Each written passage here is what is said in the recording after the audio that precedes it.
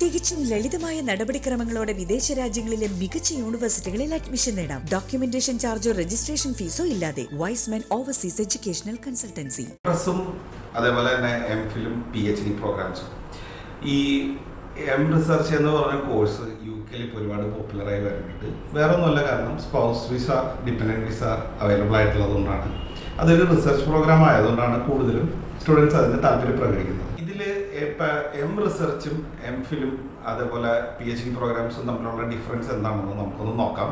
Basically research എന്ന് പറഞ്ഞ course short time duration research programs ആണ്. അല്ലെങ്കിൽ ഹാർഡ് കോർ റിസർച്ച് PhD പോലത്തെ പ്രോഗ്രാംസിന് പോകുന്നവരുടെ ഒരു എൻട്രി പോയിന്റ് ആണ് റിസർച്ച് കോഴ്സസ് എന്ന് നമുക്ക് വേണമെങ്കിൽ പറയാം.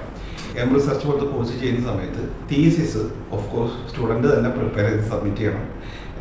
ഇതിന് ഒരു തീസിസ് ഫൈൻഡ് ഔട്ട് ചെയ്യുക എന്നുള്ളതിന് സജഷൻസ് നമുക്ക് തരാൻ പറ്റും. അപ്പം ഇതിൽ ഒരുപാട് പ്രിപ്പറേഷൻസ് ആവശ്യമുണ്ട്, ഇതിൽ ഒരുപാട് റിസർച്ചസിൻ്റെ ആവശ്യമുണ്ട്.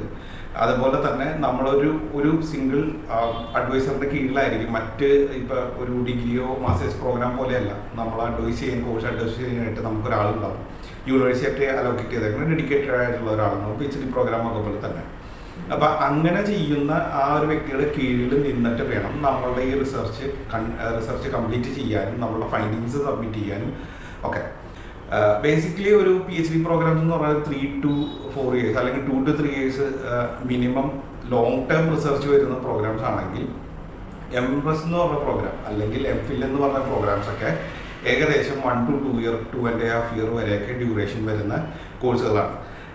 ഈ MPhil എന്ന് പറഞ്ഞ പ്രോഗ്രാം റിസർച്ചിനേക്കാൾ കുറെ കൂടി ഹാർഡ് കോർ ആണ്, കുറെ കൂടി റിസർച്ച് ഫോക്കസ്ഡ് ആണ്.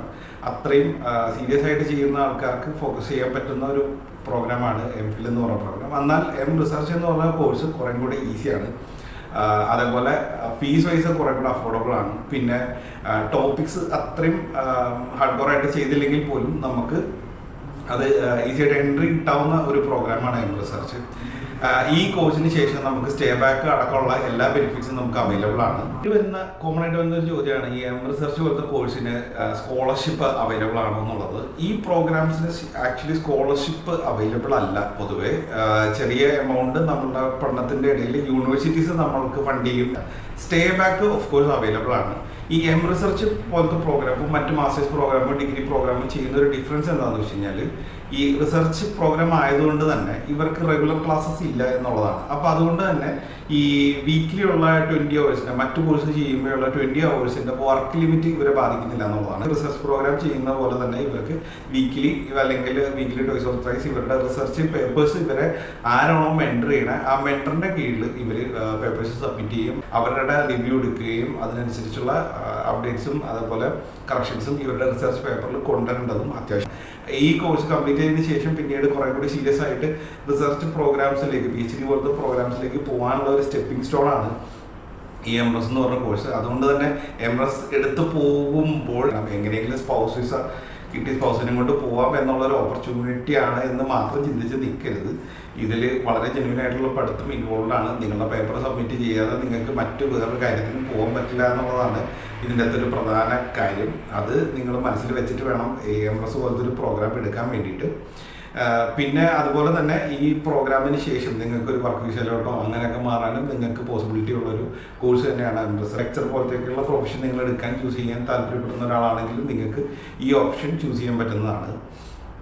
ഇത് ഒരു കാര്യം മനസ്സിലാക്കേണ്ടത്, ഈ MRes എന്ന് പറഞ്ഞ പ്രോഗ്രാം സിൻസ് അതൊരു റിസർച്ച് പേപ്പർ ആയതുകൊണ്ട് തന്നെ നിങ്ങൾക്ക് ഒരുപാട് ടോപ്പിക്കുകളിൽ നിങ്ങൾക്ക് അവൈലബിൾ അല്ല. ഇത് വളരെ ലിമിറ്റഡ് ആയിട്ടുള്ള കോഴ്സ് മാത്രമേ അവൈലബിൾ ഉള്ളൂ, മറ്റ് PhD റിസർച്ച് പ്രോഗ്രാംസ് പോലെ തന്നെ. അപ്പോൾ അത് നിങ്ങളുടെ മനസ്സിൽ വേണം. നിങ്ങൾ ഉദ്ദേശിക്കുന്ന ഒരു ടോപ്പിക്ക് നിങ്ങൾ അതിനനുസരിച്ച് റിസർച്ച് ചെയ്യാൻ റെഡിയാണെങ്കിൽ നിങ്ങൾക്ക് കുറച്ചും കൂടെ സീരിയസ് ആയിട്ടുള്ള MPhil പോലത്തെയുള്ള കോഴ്സുകൾ പോകുന്നതായിരിക്കും നല്ലത്. റിസർച്ച് പോലത്തെയുള്ള കോഴ്സുകൾ നിങ്ങൾ ചൂസ് ചെയ്യുമ്പോൾ യൂണിവേഴ്സിറ്റി ഓഫർ ചെയ്യുന്ന വളരെ ലിമിറ്റഡ് ആയിട്ടുള്ള സീറ്റ്സിൻ്റെ ഉള്ളിൽ നിങ്ങളിരുന്ന് ഓപ്റ്റ് ചെയ്യേണ്ടി വരും എന്നുള്ളത് വേറൊരു കാര്യമാണ്. ഇപ്പോൾ റിസർച്ചിനെ കുറിച്ച് കൂടുതൽ അറിയാനും ഓപ്പർച്യൂണിറ്റീസ് അറിയാനും താല്പര്യമുള്ളവരാണ്, അല്ലെങ്കിൽ PhD അതുപോലെ തന്നെ ഇപ്പോൾ DBA എന്ന് പറഞ്ഞ ഡോക്ടറേറ്റ് ഇൻ ബിസിനസ് മാനേജ്മെൻറ്റ് എന്ന് പറഞ്ഞൊരു കോഴ്സുണ്ട്. അതൊരു PhD പ്രോഗ്രാം തന്നെയാണ്. അവിടെ ഇപ്പം MBA ഒക്കെ കഴിഞ്ഞിട്ട് നമ്മുടെ നാട്ടിൽ അത്യാവശ്യം ഗ്യാപ്പൊക്കെ ഉള്ള ആളുകളാണെങ്കിൽ അവർക്ക് മാസ്റ്റേഴ്സ് പ്രോഗ്രാം ചെയ്യാൻ താല്പര്യമുണ്ട്, ഇതേപോലെ തന്നെ സ്പൗസിനെ കൊണ്ട് പോകാൻ താല്പര്യമുണ്ട് എന്നുണ്ടെങ്കിൽ അവർക്ക് ഈ ഓപ്ഷൻ ചൂസ് ചെയ്യാവുന്നതാണ്. DBA സെപ്റ്റംബർ 2 ഓപ്പൺ ഉണ്ട്. അപ്പോൾ അതിൽ നമുക്ക് സ്പൗസിനെ കൊണ്ടുപോകാം. അതിനുശേഷം അത് ഏകദേശം 2 to 3 year ഒക്കെയാണ് അതിൻ്റെ വിസ ഡ്യൂറേഷൻ വരുന്നത്. ആ സമയത്തിനുള്ളിൽ നമ്മുടെ തീസിസും പേപ്പറെല്ലാം നമ്മൾ സബ്മിറ്റ് ചെയ്യാൻ കഴിയുകയാണെങ്കിൽ അതും നല്ലൊരു ഓപ്ഷനാണ്. റിസർച്ച് തന്നെ ഓപ്റ്റ് ചെയ്യണമെന്നില്ല. ഇപ്പോൾ ബിസിനസ്സിൽ കൂടുതൽ ഫോക്കസ് ചെയ്ത് കോഴ്സ് കംപ്ലീറ്റ് ചെയ്യണം എന്നുള്ളവർക്കാണെങ്കിൽ ഈ ഓപ്ഷനും ചൂസ് ചെയ്യാം. ഓക്കെ, അപ്പോൾ സെപ്റ്റംബർ ഇൻടേക്ക് അതുപോലെ ഏപ്രിൽ മെയ് ഇൻടേക്ക് 2025 നോക്കുന്ന ആളുകളാണെങ്കിൽ പ്ലീസ് കോൺടാക്ട് അസ്. കോഴ്സിൻ്റെ ഡീറ്റെയിൽസ് അറിയാൻ വേണ്ടി. UK മാത്രമല്ല, നമ്മൾ USA കൂടുതൽ ഫോക്കസ് ചെയ്യുന്നുണ്ട്. USA നമുക്ക് ഡയറക്റ്റ് അഡ്മിഷൻസ് ചെയ്യുന്ന ഇൻസ്റ്റിറ്റ്യൂഷൻസ് ഉണ്ട്. സോ വീഡിയോസ് ഇഷ്ടപ്പെടുന്നുണ്ടെങ്കിൽ ലൈക്ക് തരിക, ഒന്ന് സബ്സ്ക്രൈബ് ചെയ്യുന്ന കാര്യം കൺസിഡർ ചെയ്യുക. വീഡിയോസ് നിങ്ങൾക്ക് ഹെൽപ്ഫുൾ ആണെങ്കിൽ കൂടുതൽ ആളുകളിലേക്ക് ഒന്ന് എത്തിക്കുക. So thanks for watching. മറ്റൊരു വീഡിയോ ആയിട്ട് നമുക്ക് വീണ്ടും കാണാം.